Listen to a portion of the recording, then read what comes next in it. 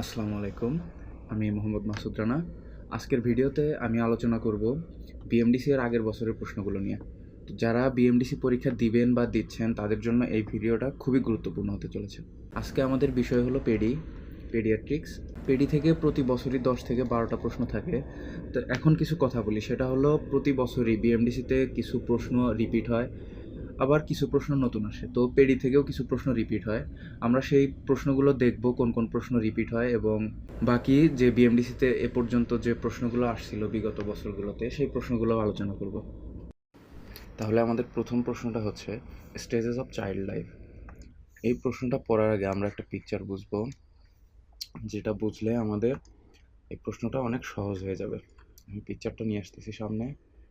আমাদের প্রথম প্রশ্নটা কী ছিল? Stages of child life. এখন প্রথমত একটা বাচ্চা কোথায় থাকে? মায়ের পেটে।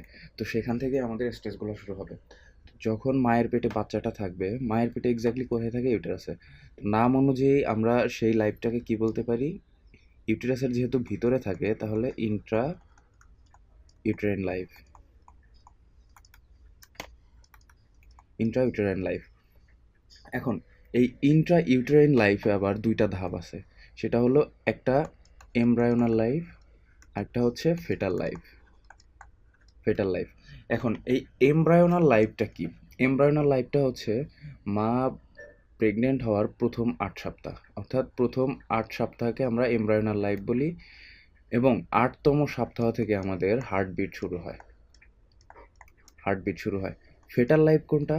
8 সপ্তাহ থেকে একদম জন্ম পর্যন্ত এই সময়টাকে আমরা ফেটাল লাইফ বলি। এবং 16 নাম্বার যে সপ্তাহটা আছে, সেই 16 নাম্বার সপ্তাহ থেকে আমাদের লাংস গ্রো হওয়া শুরু হয়। এখন বাচ্চাটা জন্ম নেওয়ার পর সে তো পৃথিবীতে নতুন, তাই না? আমরা নতুন কোনো জিনিসকে কি বলি? নিউ। তাহলে বাচ্চাটাও নতুন, তাহলে আমরা কি বলবো? নিউন্যাটাল পিরিয়ড। যখন বাচ্চাটা পৃথিবীতে নতুন আসবে সেই সময়টাকে আমরা বলবো নিউন্যাটাল পিরিয়ড। এই সময়টা কত দিনের?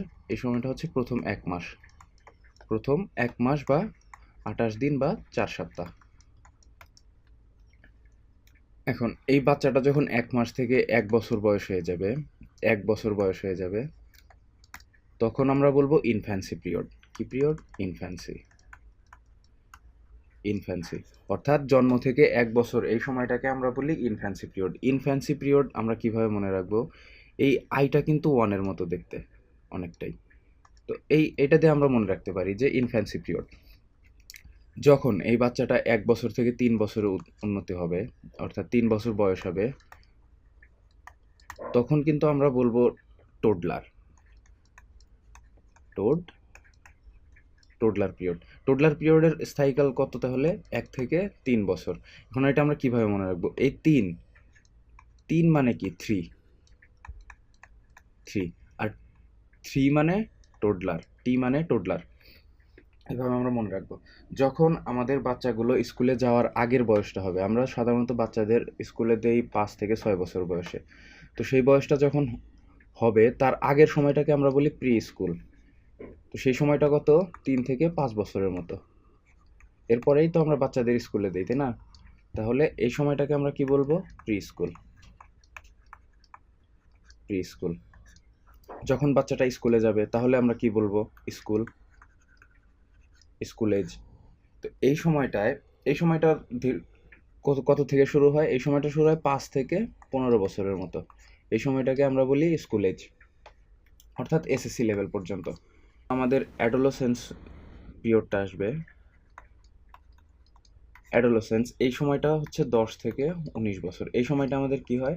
সেকেন্ডারি সেক্সুয়াল ফিচারগুলো ডেভেলপমেন্ট হয়। আমাদের 7টা স্টেজের প্রথম স্টেজটা কী ছিল? ইন্ট্রাইউটেরাইন লাইফে কয়টা পার্ট ছিল? 2টা, এমব্রায়োনাল লাইফ এবং ফেটাল লাইফ। এমব্রায়োনাল লাইফ কতটুক? প্রথম 8 সপ্তাহ, 0 to 8 উইক। 8 সপ্তাহে আমাদের কি হয়? হার্টবিট শুরু হয়। এবং ফেটাল লাইফটা কী ছিল? 8তম সপ্তাহ থেকে একদম জন্ম পর্যন্ত 16 নম্বর সপ্তাহে আমাদের লাংস গ্রোয়িং শুরু হয়। এবং যখন বাচ্চাটা নতুন আসলো পৃথিবীতে, নিউন্যাটাল পিরিয়ড সেটা হলো প্রথম 1 মাস থেকে 28 দিন বা 4 সপ্তাহ। যখন বাচ্চাটার বয়স 1 বছর হবে ইনফ্যান্সি, যখন 3 বছর হবে টি মানে টোডলার। স্কুলে যাওয়ার আগে যে বয়সটা থাকবে সেটা হলো 5 বছর। 3 থেকে 5 বছর সময় সেই সময়টাকে আমরা কি বলি? Pre school period. এবং যখন স্কুলে যাওয়া শুরু করে সেটাকে বলবো স্কুল পিরিয়ড। এবং যখন সেকেন্ডারি সেক্সুয়াল ফিচারগুলো ডেভেলপমেন্ট হওয়া শুরু হবে সেটাকে আমরা বলবো অ্যাডোলেসেন্স। এই সময়টা কত? 10 থেকে 19 বছর। আমাদের পরের প্রশ্নটা হলো যে 5 বছরের আগে যে বাচ্চাগুলো মারা যায়, 5 বছরের নিচের বাচ্চাগুলো কেন মারা যায় ওয়ার্ল্ডে এবং বাংলাদেশে? এই বিষয়টা আমরা শিখবো। প্রথম কারণ হচ্ছে, যদি আমরা প্রথম কারণটাই হচ্ছে ম্যালেরিয়া। ম্যালেরিয়া এক ধরনের প্যারাসাইট যেটা আমাদের রক্ত নষ্ট করে দেয়। Malnutrition, respiratory infection, most common pneumonia. নিউমোনিয়াটা কি? নিউমোনিয়া হচ্ছে আমাদের লাংসে যে অ্যালভিউলাই থাকে, এই অ্যালভিউলাইতে ফ্লুইড জমে ইনফেকশন হওয়া। এই ইনফেকশনটা হলেই আমাদের নিউমোনিয়া হয়। ডায়রিয়া হলে কেন? ডায়রিয়া হলে আমাদের একেআই ডেভেলপ করে। কেন একেআই? ডিহাইড্রেশনের জন্য একেআই ডেভেলপ করে, তখন মারা যায়। প্রোটিন এনার্জি ম্যালনিউট্রিশন, যদি প্রোটিন ঠিকঠাক মতো খাওয়া না হয়, হাইপেরিনেটাল ডেথ। তাহলে বাংলাদেশের কারণগুলো কি? বাংলাদেশের শুধু একটাই পার্থক্য, সেটা হলো বাংলাদেশে ম্যালেরিয়া রোগটা নাই, এটাই। তাহলে কি আছে? ম্যালনিউট্রিশন, রেসপিরেটরি ইলনেসের ভিতরে কি আছে? যেমন রেসপিরেটরি অ্যাসপেক্সিয়া হচ্ছে গিয়া গ্যাস এক্সচেঞ্জ হতে পারে না লাংসে, লো বার্থ ওয়েট, যদি জন্মগতই বাচ্চাটার ওয়েট কম হয়। সেপসিস বা কনজেনিটাল ম্যালফরমেশন হচ্ছে জন্মগত কোনো স্ট্রাকচারের সমস্যা হওয়া। এটা যদি হয়, জন্মগতভাবে যদি কোনো প্রবলেম থাকে বা ডিজিজ থাকে, তার জন্য আমাদের বাচ্চা মারা যেতে পারে। Diarrhoea, protein energy malnutrition, perinatal death, pneumonia. আমাদের পরের প্রশ্নটা হচ্ছে factor that influence growth and development. Growth আর ডেভেলপমেন্ট কি? গ্রোথ ইজ আমরা বড় হয়েছি, হাতে পায়ে বড় হয়েছি, এটা হচ্ছে গ্রোথ। আর ডেভেলপমেন্টটা হচ্ছে আমাদের স্কিল, সোশ্যাল বিহেভ, আমরা সমাজের সাথে কিভাবে মিশা থাকি, এই জিনিসগুলাই হচ্ছে ডেভেলপমেন্ট। তাহলে এই দুইটা জিনিস কোন কোন ফ্যাক্টর দ্বারা ইনফ্লুয়েন্স হইতে পারে? এটা জেনেটিক ফ্যাক্টর, মায়ের হেলথের উপর নির্ভর করে। আমরা ইউটেরাইন লাইফে যে এনভায়রনমেন্টে ছিলাম সেটা ভালো ছিল না খারাপ ছিল, তার উপর নির্ভর করে। Nutrition to the body, uterine লাইফে থাকা অবস্থায় আমরা ঠিকঠাক মতো নিউট্রিশন পাইছি কিনা, এই বিষয়টাও। জন্ম হওয়ার পর ঠিকমতো ভালোবাসা এবং কেয়ার পাইছি কিনা। কনজেনিটাল ডিজিজ, এই জিনিসটা আছে কিনা। যদি কনজেনিটাল ডিজিজ থাকে তাহলে আমাদের গ্রোথ বা ডেভেলপমেন্ট এগুলো ঠিকঠাক মতো হবে না। হরমোনগুলো ঠিক আছে কিনা, এইগুলোর উপরে আর কি নির্ভর করে। ডোমেইনস অফ ডেভেলপমেন্ট, এর পরের প্রশ্নটা। এটার মানে হচ্ছে যে আমরা কিভাবে বুঝবো যে ওই বাচ্চাটা ওয়েল ডেভেলপড বা ওর জ্ঞান বুদ্ধি সব ঠিক আছে, এটা আমরা কিভাবে বুঝবো? এগুলো কিছু বিষয়ের উপর নির্ভর করে। মোটর, ভিশন, স্পিচ, সে কিভাবে কথা বলে, সোশ্যাল, সামাজিক কিনা, অটোনমি অর সেলফ হেল্প মানে হচ্ছে তুমি একটা প্রবলেমে পড়ছো, সেই প্রবলেমটা নিজে নিজে সলভ করতে পারতেছো কিনা। বিহেভিয়ার, ইমোশন, স্কিল, এই জিনিসগুলোর উপরেই ডেভেলপমেন্টটা নির্ভর করে। মোটর মানে হচ্ছে গিয়া আমরা কারোর সাথে ভদ্রতা কিভাবে দেখাই। যেমন আমার সামনে একজন বৃদ্ধ বা আমাদের গুরুজন বসে আছে, আমি তার সামনে আমার পায়ের উপর পা তুলে বসে আছি, এটা তো আর ভদ্রতা দেখানো হলো না, তাই না? এই জিনিসটাই হচ্ছে মোটর মোটামুটি। এবার আমরা শিখবো good position and good attachment. এই প্রশ্নটা ইনফিনিটিভ স্টারে, এই প্রশ্নটা এবারের প্রশ্ন ছিল। এই প্রশ্নটা থেকে আসছিল good attachment and good position কোনটা। এটা বোঝার আগে আমরা একটা চিত্র দেখব। এখন আমরা যদি প্র্যাকটিক্যালি ভাবি, একটা মা যখন তার বাচ্চাকে বুকের দুধ খাওয়াবে তখন সে কিভাবে বাচ্চাটাকে নিয়ে বসে, কিভাবে সে খাওয়াচ্ছে, এই জিনিসগুলাই। এই যে এই মাটা যখন বসছে, এই বাচ্চাটা যে এইভাবে শুয়ে আছে, এটা হচ্ছে সাপোর্ট। একটা ওয়েল পজিশনে শুয়ে আছে, বাচ্চাটা মায়ের কাছাকাছি আছে, এটা হচ্ছে গিয়া সাপোর্ট। সে যে খাচ্ছে ঠিকঠাক মতো খাইতে পারতেছে কিনা বা তার খাইতে কোনো অসুবিধা হচ্ছে কিনা, এটা হচ্ছে গিয়া অ্যাটাচমেন্ট। তাহলে গুড পজিশন কোনটা? গুড পজিশন হচ্ছে বেবিটা ফুললি সাপোর্টেড হবে, মায়ের খুব কাছাকাছি হবে, body close to mother, straight head and body, যেরকম আমরা পিকচারটাই দেখলাম, facing breast, nose opposite to nipple, যেটা আমরা পিকচারে দেখছি অলরেডি। গুড অ্যাটাচমেন্টটা হচ্ছে বেবি চিন টাচিং দ্য ব্রেস্ট, এটা হবে খুব হালকাভাবে টাচ করবে, মাউথটা ওয়াইডলি ওপেন থাকবে, baby's lower lip turn outward, এটার মানে একটু পরেই বোঝাচ্ছি। More areola seen above than below. এই অ্যারিওলা জিনিসটা কি, এটা আমরা একটু পরেই দেখতেছি।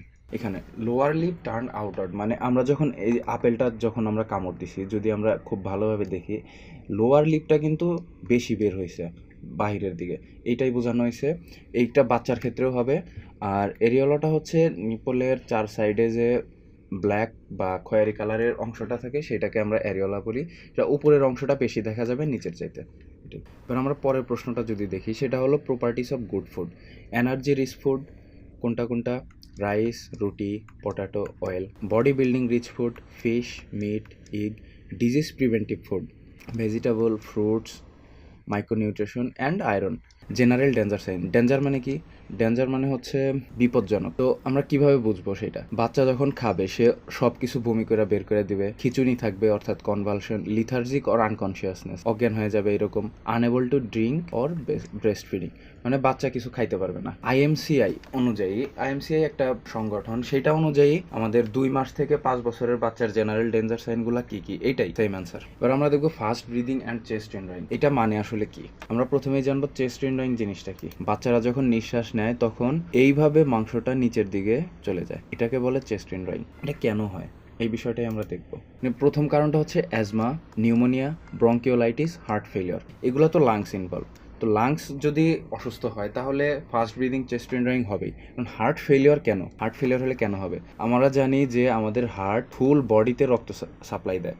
এখন যখন ফুল বডিতে রক্ত সাপ্লাই দিবে কিন্তু ঠিকঠাক মতো লাংসে রক্ত যাবে না, তাহলে লাংসে অক্সিজেন কমে যাবে, এক লাংস অসুস্থ হয়ে যাবে। আর দ্বিতীয় কারণ, লাংস ভাববে কি যে আমি ঠিকঠাক মতো অক্সিজেন দিতে পারতেছি না বডিতে, এক্সচেঞ্জ করতে পারতেছি না, তো এর জন্য সে রেসপিরেটরটা বাড়ায় দেবে। আর হার্ট ভাববে যে আমি ঠিকঠাক মতো রক্ত সাপ্লাই দিতে পারতেছি না, এর জন্য হার্ট রেটটাও বেড়ে যাবে। এবার আমরা দেখব ইপিআই। ইপিআই ভ্যাকসিনগুলো হচ্ছে প্রথমতই বিসিজি, এটা একটা লাইভ ভ্যাকসিন। পেন্টা, এই পেন্টার ভিতরে 5টা ভ্যাকসিন আছে। প্রথম ভ্যাকসিনটা হচ্ছে diphtheria, haemophilus influenza, hepatitis B, tetanus এবং পার্টোসিস। এটা আমরা কিভাবে মনে রাখবো? পেন্টা মানে 5, তাহলে এই 5টা নিয়ে একটা ভ্যাকসিন। ওরাল পোলিও, এমআর মানে মেসেলস অ্যান্ড রুবেলা, এই এম মানে মেসেলস আর আর মানে রুবেলা, মামস না। PCV pneumococcal conjugated vaccine. এবার আমরা দেখবো প্রাইভেট সেক্টর ভ্যাকসিনগুলো। প্রাইভেট সেক্টর ভ্যাকসিন কোনগুলো? যেগুলো আমাদের কিনা দিতে হবে।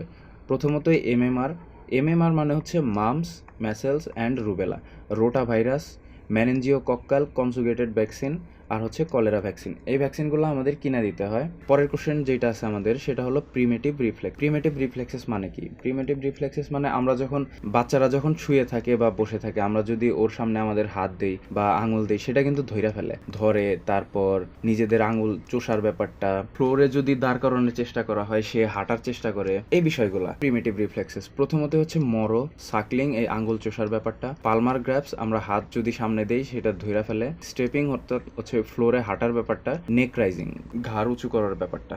তো আজকের ভিডিও এই পর্যন্তই। আগামী ক্লাসে আমরা পরে যে বাকি প্রশ্নগুলো আছে সেই প্রশ্নগুলো নিয়ে আলোচনা করব।